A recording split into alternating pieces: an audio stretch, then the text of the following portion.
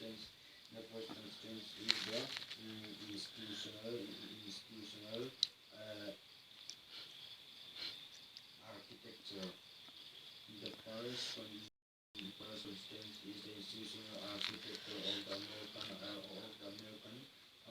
American state. American state itself.